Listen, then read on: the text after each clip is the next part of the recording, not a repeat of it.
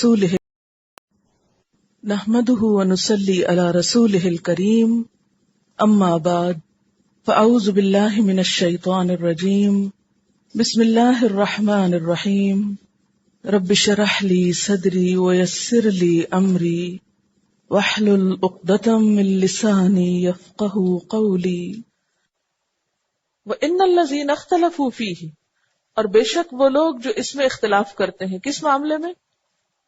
حضرت عیسیٰ علیہ السلام کے آسمان پر اٹھائے جانے کے معاملے میں لفی شک منہ، البتہ وہ اس بارے میں شک میں مبتلا ہے، یعنی انہیں بھی شک ہے۔ شک کیوں؟ کہتے ہیں کہ جب اس شخص کو قتل کیا گیا جس کی شکل حضرت عیسیٰ علیہ السلام کی تھی، تو اس کے بعد جب انہوں نے دیکھا تو صرف شکل ان جیسی تھی، باقی اس کا جسم، ہاتھ، پاؤں وغیرہ وہ ویسے نہ تھے۔ اس پہ وہ پریشان ہوئے کہ یہ معاملہ کیا ہے، یعنی شکل ویسی ہے لیکن جسم ویسا نہیں ہے، یہ عیسیٰ علیہ السلام نہیں ہے، کوئی اور ہے۔ تو ان الذین اختلفوا سے مراد یعنی اختلاف کرنے والے کون ہیں؟ اس سے مراد حضرت عیسیٰ علیہ السلام کے فالوورز ہیں، یعنی عیسائی ہیں، جن کے اپنے اندر 20 اقوال اس بارے میں ملتے ہیں اور مختلف آراء ملتی ہیں۔ یعنی انہیں کا یہ کہنا ہے کہ صلیب پہ جو شخص چڑھایا گیا وہ مسیح نہ تھا بلکہ اس کا ہم شکل تھا۔ اسی طرح بعض نے یہ کہا کہ صلیب پہ چڑھایا تو مسیح علیہ السلام ہی کو گیا تھا، مگر ان کی وفات صلیب پر نہیں ہوئی بلکہ اتارے جانے کے بعد ان میں جان تھی۔ اسی طرح اور اقوال بھی اس کے بارے میں ملتے ہیں، اور ان کے جو مختلف فرقے ہیں ان کے پھر عقائد مختلف ہیں اس معاملے میں۔ کہ مثلا عیسائیوں کا ایک فرقہ یہ کہتا ہے کہ عیسیٰ علیہ السلام جسم کے لحاظ سے صلیب دیے گئے لیکن لاہوت کے اعتبار سے نہیں، یعنی خداوند ہونے کے اعتبار سے نہیں، کیونکہ وہ خداوند بھی مانتے ہیں۔ ملکانیہ فرقہ کہتا ہے کہ یہ قتل اور صلیب چڑھانا دونوں اعتبار سے ہوا، بعض کہتے ہیں کہ وہ کوئی اور شخص تھا، یعنی ان کے ہاں بے شمار آراء ہیں، اختلاف ہے اس معاملے میں۔ ما لہم بہ من علم، انہیں اس بارے میں کچھ بھی علم نہیں، الا اتباع الظن، مگر یہ ظن کی پیروی کر رہے ہیں، یعنی محض خیالات اور گمان کی پیروی کر رہے ہیں۔ وما قتلوہ یقیناً، اور انہوں نے اس کو یقینی طور پر قتل نہیں کیا، بل رفعہ اللہ الیہ، بلکہ اللہ نے اس کو اپنی طرف اٹھا لیا۔ وکان اللہ عزیزا حکیما، اور ہے اللہ زبردست حکمت والا۔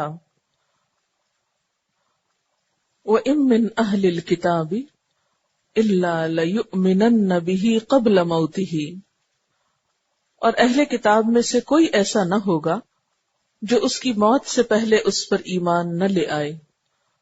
کس کی موت سے پہلے؟ اس کے دو معنی بیان کیے گئے۔ ایک تو یہ کہ مرنے والے کی اپنی موت سے پہلے۔ اس کا معنی کیا ہے کہ جب کوئی شخص مرتا ہے اور غیب کے پردے اس کے آگے سے ہٹتے ہیں تو اس کو اصل حقیقت بتا دی جاتی ہے۔ دوسرا معنی اس کا یوں کیا گیا ہے کہ حضرت عیسیٰ علیہ السلام جب دوبارہ دنیا میں آئیں گے اور یہاں آ کر جب ان پر اصلی موت آئے گی تو جتنے بھی اہل کتاب اس وقت موجود ہوں گے وہ لازماً اس پر ایمان لے آئیں گے، یعنی پھر کوئی شخص یہودی یا عیسائی نہ رہے گا بلکہ سب کے سب مسلمان ہو جائیں گے، یعنی حضرت عیسیٰ علیہ السلام کی طبعی موت سے پہلے ان پر ضرور ایمان لے آئیں گے۔ وَيَوْمَ الْقِيَامَةِ، اور قیامت کے دن، یکون علیہم شہیدا، وہ ان کے خلاف گواہی دیں گے۔ کون؟ حضرت عیسیٰ علیہ السلام۔ قیامت کے دن حضرت عیسیٰ علیہ السلام ان لوگوں کے عقائد کا انکار کر دیں گے۔ جہاں تک اس بات کا تعلق ہے کہ حضرت عیسیٰ علیہ السلام دوبارہ دنیا میں آئیں گے تو صحیح احادیث میں اس کی تفصیلات ملتی ہیں۔ اس وقت پہلی حدیث صحیح مسلم کی آپ کے سامنے ہے۔ اس حالت میں کہ ہم ذکر کر رہے تھے، رسول اللہ صلی اللہ علیہ وسلم نے ہماری طرف جھانک کر دیکھا۔ آپ نے پوچھا تم کس چیز کا ذکر کر رہے ہو؟ یعنی صحابہ کرام بیٹھے ہوئے تھے، کوئی باہم ڈسکشن ہو رہی تھی، تو آپ نے پوچھا کہ کیا بات ہو رہی ہے؟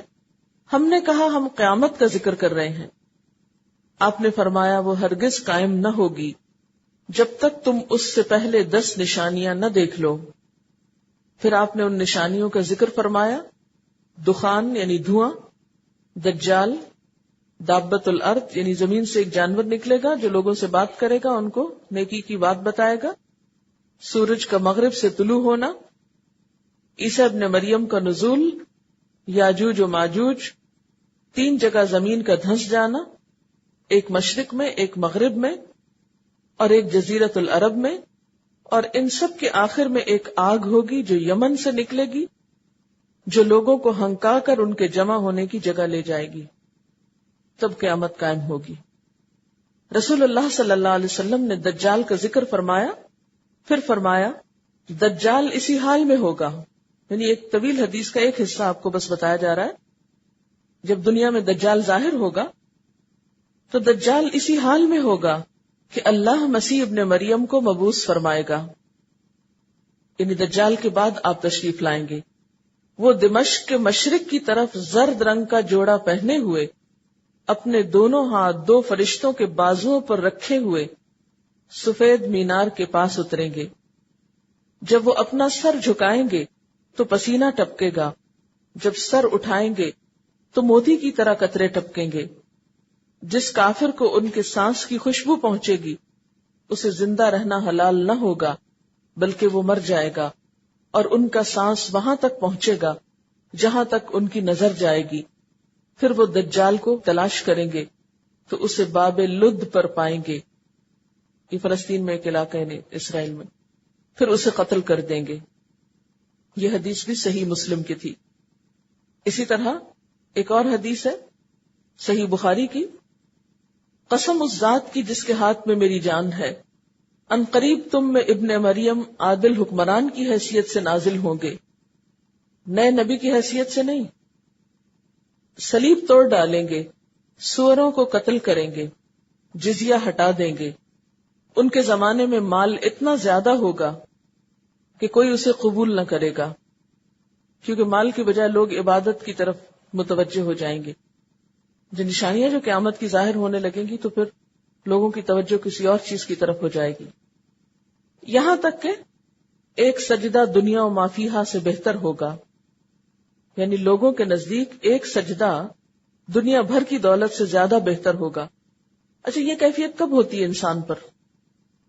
جب اس کو اپنی موت کا یقین ہو جاتا ہے کہ پوری دنیا ایک طرف اس کے سامنے رکھ دی جائے اور اسے کہا جائے یہ سب تم لے لو، اور پھر وہ کہے کہ نہیں، اس کی بجائے میرے لیے ایک سجدہ کرنا زیادہ فائدہ مند ہے. لیکن آج ہم دنیا کے مال و دولت اور دنیا کی خاطر اپنے فرائض میں کوتاہی کر دیتے ہیں. محض دنیا کے حصول کی خاطر ہم سجدوں کو جلدی جلدی کرتے ہیں، صرف ٹھونگے مار کے اٹھ جاتے ہیں کہ ہاں یہ کام رہتا ہے، یہ کام رہتا ہے. نمازوں میں کوئی یکسوئی ہی نہیں. لیکن کسی وقت اگر آپ سوچیں کہ شاید یہ میری آخری نماز ہو تو لازمی طور پر خشوع پیدا ہوگا. پھر زمین پہ سر لگا رہ جائے گا، سر اٹھانے کو دل نہیں چاہے گا. لیکن جب ہمیں آخرت کی بجائے دنیا زیادہ یاد آتی ہے تو نماز میں یکسوئی نہیں رہتی. بہت سے لوگ یہ پوچھتے ہیں نا نماز میں کیسے خشوع پیدا کریں. آپ سے بھی پوچھیں گے، بڑے خیالات آتے ہیں. یہ تو قدرتی بات ہے، خیالات آتے ہی ہیں، لیکن اس کے ساتھ ساتھ کچھ ایسی فیلنگز ہوتی ہیں جو انسان کو یکسوئی سے نماز پڑھواتی ہیں. اور ان میں سے ایک یہی، جیسے حضرت عیسیٰ علیہ السلام کی موجودگی میں لوگوں کا حال ہوگا کہ ایک سجدہ دنیا و ما فیہا سے بہتر ہوگا. اسی طرح ایک اور حدیث ہے، دجال میری امت میں نکلے گا، یعنی مسلمانوں میں آئے گا، پھر وہ 40 رہے گا. حضرت عبداللہ بن عمر کہتے ہیں مجھے نہیں معلوم 40 دن یا 40 مہینے یا 40 سال، لیکن ایک اور روایت سے پتہ چلتا ہے کہ 40 دن. پھر اللہ تعالیٰ عیسیٰ ابن مریم کو بھیجے گا، وہ ایسے ہوں گے گویا عروہ بن مسعود ہیں. یعنی آپ کے ایک صحابی تھے عروہ بن مسعود، ان سے مشابہت ہوگی. عیسیٰ علیہ السلام اسے تلاش کریں گے، پھر اسے مار ڈالیں گے. یعنی کس کو؟ دجال کو.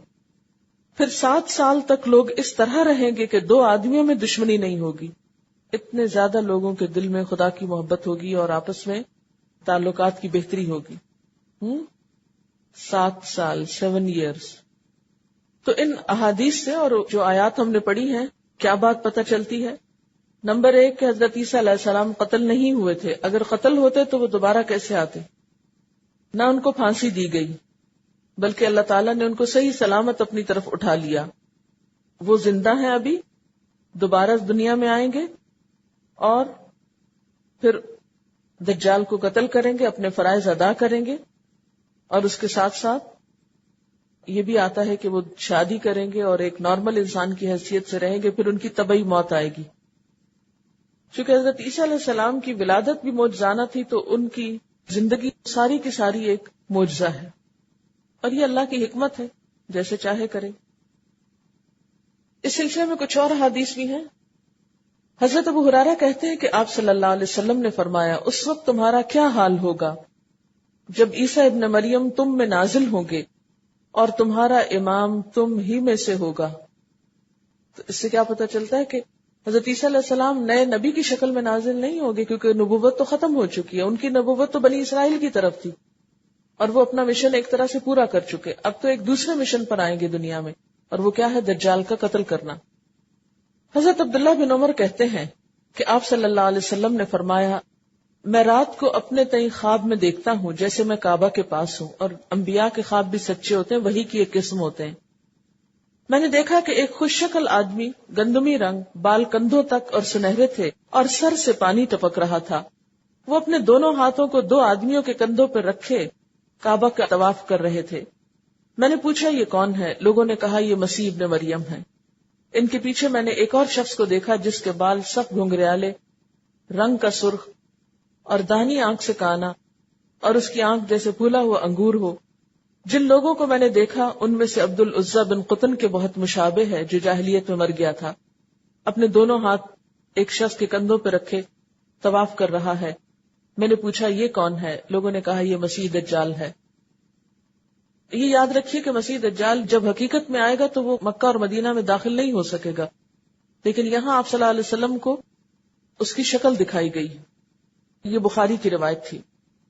اسی طرح آپ صلی اللہ علیہ وسلم نے فرمایا، میری امت میں سے ایک جماعت ہمیشہ حق پر لڑتی رہے گی اور قیامت تک غالب رہے گی. پھر عیسیٰ ابن مریم نازل ہوں گے تو اس جماعت کا امیر کہے گا آئیے ہمیں نماز پڑھائیے. وہ کہیں گے نہیں، اللہ کی طرف سے اس امت کو یہ شرف حاصل ہے کہ ان میں سے ہی کوئی دوسروں پر امیر ہو. اور آپ کو یہ حدیث میں معلوم ہے نا کہ امت محمد صلی اللہ علیہ وسلم کے علماء کا درجہ، یعنی درجہ علم کی وجہ سے بنی اسرائیل کے انبیاء جیسا ہوگا. لیکن حقیقت میں جو علماء ہو راسخون فی العلم، محض ظاہری باتیں نہیں.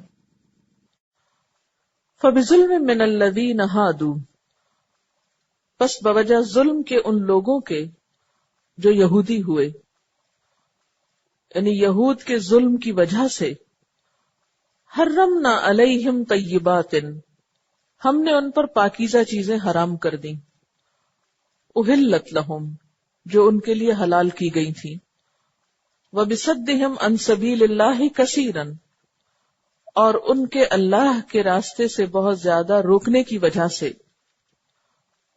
یعنی یہودی بن جانے والوں کے ظالمانہ رویے کی بنا پر، اور اس بنا پر کہ یہ بکثرت اللہ کے راستے سے روکتے ہیں. ان پر اللہ تعالیٰ نے جو پاکیزہ چیزیں حلال کی تھیں حرام کر دیں. وَأَخْذِهِمُ الرِّبَا، اور ان کے سود لینے کی وجہ سے، یعنی بہت زیادہ سود کھاتے ہیں. وَقَدْ نُهُوا عَنْهُ، حالانکہ انہیں اس سے روکا گیا تھا، ان کو اس کی اجازت نہ تھی. اس سے کیا بات پتہ چلتی کہ سود ہر شریعت میں ممنوع رہا ہے، کیونکہ ظلم کی ایک شکل ہے یہ. اور آج آپ دیکھیں کہ دنیا میں جتنا بھی بینکنگ سسٹم ہے اور جو سود کی مختلف شکلیں ہیں، اس کے پائنیئرز کون ہیں؟ یہی لوگ جن کو منع کیا گیا تھا، اور انہوں نے اللہ کے احکامات کو پس پش ڈالا، مال کی محبت میں مبتلا ہوئے، اور نہ صرف یہ کہ خود بگڑے اور خود اس چیز میں جکڑے، دنیا بھر کو جکڑ کے رکھ دیا. اس وقت میں کچھ انفارمیشن آپ کے سامنے پڑھوں گی. یہ ہسٹری آف بینکنگ کے بارے میں ہے کہ بینکس کس طرح وجود میں آئے. یہ انکارٹا سے ہے، انفارمیشن 1998 انکارٹا کی سی ڈی جو ہے اس سے یہ لیا گیا تھا. بینکنگ کی ہسٹری آپ خود بھی پڑھ سکتے ہیں. یہ ایک تاریخی حقیقت ہے کہ 17 سینچری میں، 17ویں صدی میں انگلینڈ کا بادشاہ کنگ لوئس 1694 میں یہودیوں کے سناروں گولڈ سمتھ سے قرضہ لے کر خصوصاً اپنی فوج کو اکوپڈ کرتا تھا. کنگ لوئس کیا کرتا تھا؟ یہودی گولڈ سمتھ سے قرضہ لے کر، کیونکہ مالدار لوگ تھے، اسلحہ خریدتا اور اپنی فوج کو دیتا. اس نے فرانس کے ساتھ لمبی جنگ کا پلان بنایا. پہلے یہ آپس میں بہت لڑتے تھے اور انہی یہودیوں سے پیسہ مانگا. ان یہودیوں نے باقاعدہ پلاننگ کے تحت اس کو یہ تجاویز پیش کی کہ ٹھیک ہے، ہم پیسہ تو آپ کو دیں گے لیکن چند شرائط بھی ہیں ہماری. نمبر 1، آپ اجازت دیں کہ ہم بینک آف انگلینڈ بنا لیں. حکومت کا سارا خزانہ اس میں ہوگا اور ملک کے جتنے اکاؤنٹ ہوں گے وہ بھی اسی میں ہوں گے، جبکہ کرنسی ہم ایشو کریں گے. نمبر 2، آپ جو بھی قرضہ لیں واپس نہ کریں، صرف 8% سود دے دیں. کنگ آف انگلینڈ کو یہ تجاویز بہت پسند آئیں اور یہ آغاز تھا نیو اکنامک پلان آرڈر کا. اور یہ بیسیکلی جیوز کا ایک پلان تھا کہ پوری دنیا کی جو معاشیات ہے، اکانومی ہے، اس کو اپنے ہاتھ میں کر لیا جائے. یہ ان کے پروٹوکولز میں سے ہے. اب کنگ آف انگلینڈ نے ان سے پیسے لے کر جنگی سامان خریدا، یعنی اب بینک بن گیا.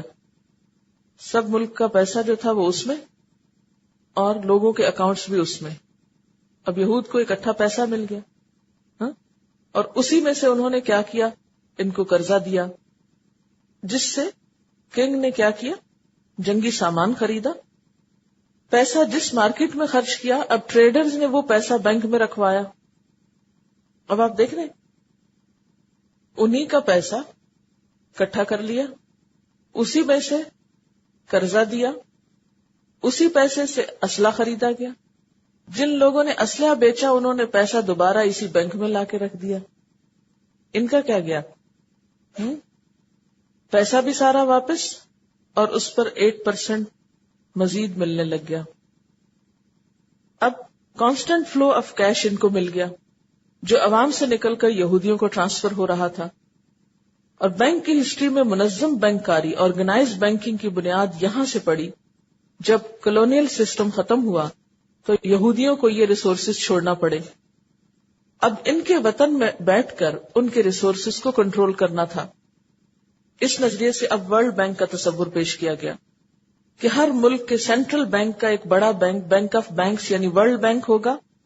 اور اس کا مقصد بھی کیا کہ پوری دنیا کے وسائل کو ایک جگہ اکٹھا کر لیا جائے. اس معاشی سرگرمی کو ایک جگہ جمع کرنے سے بہت سے فوائد حاصل ہوئے. ورلڈ بینک نہ صرف یہ کہ آپ کو قرضہ دیتا ہے بلکہ آپ کی پالیسیز کو بھی ڈکٹیٹ کراتا ہے. اور اس طرح نتیجہ کیا نکلتا ہے کہ ہم اپنے ملک میں رہتے ہوئے آزاد نہیں رہتے. اور جب ہمارا بجٹ بننے لگتا ہے وہ اپنی مرضی سے بجلی، گیس، پیٹرول کی قیمتیں جو ہیں ان کو بڑھوا دیتے ہیں. اگر آپ نہیں بڑھائیں تو آپ کو مزید قرضہ نہیں ملے گا.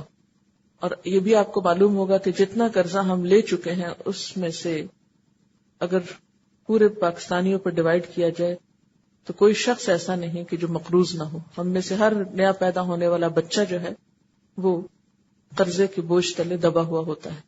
نتیجہ یہ ہوتا ہے کہ ہمارے جو بجٹ بنتا ہے اس کا ایک بڑا حصہ صرف سود کی ادائیگی میں جاتا ہے، اصل رقم وہیں کی وہیں ہوتی ہے، اور باقی جو بچتا ہے اس کا ایک بڑا حصہ ہم اسلحہ خریدتے ہیں پھر انہی سے یا تیار کرتے ہیں، اور بہت تھوڑا رہتا ہے جو پھر آپ کی صحت اور تعلیم پہ جاتا ہے، اور وہ بھی جو جاتا ہے اس میں سے پھر اور لوٹ مار ہوتی ہے. اور اس طرح غربت دن بدن بڑھتی چلی جا رہی ہے. بہرحال جب یہ قرضے نہیں دیے جاتے تھے تو اس وقت بھی ملک سروائیو کرتے تھے اور اپنے وسائل سے فائدہ اٹھاتے تھے. آج ہم اپنے وسائل جو ہیں ان کو بھی استعمال نہیں کر سکتے. اور جیسے کہ شاید آپ کو پہلے بھی بتایا گیا تھا کہ بعض ملکوں میں یہ جو بھی کراپس اگتی ہیں یعنی جو ملک قرضے یا سود ادا نہیں کر سکتے، واپس نہیں پے بیک نہیں کر سکتے، پھر وہاں پر جو کچھ پیدا ہوتا ہے اس پر براہ راست ڈائریکٹ قبضہ کر لیا جاتا ہے، اور اس طرح آہستہ آہستہ غلامی کا شکنجہ اور کستا چلا جاتا ہے۔ اللہ تعالیٰ کی ناراضگی تو ایک طرف، لیکن دنیاوی اعتبار سے جتنی مصیبت میں پھنس چکے ہیں وہ بھی قابل رحم حالت ہے۔ وآخر دعوانا ان الحمد للہ رب العالمین۔ سبحانک اللہم وبحمدک نشہد ان لا الہ الا انت نستغفرک ونتوب الیک۔ والسلام علیکم ورحمۃ اللہ وبرکاتہ۔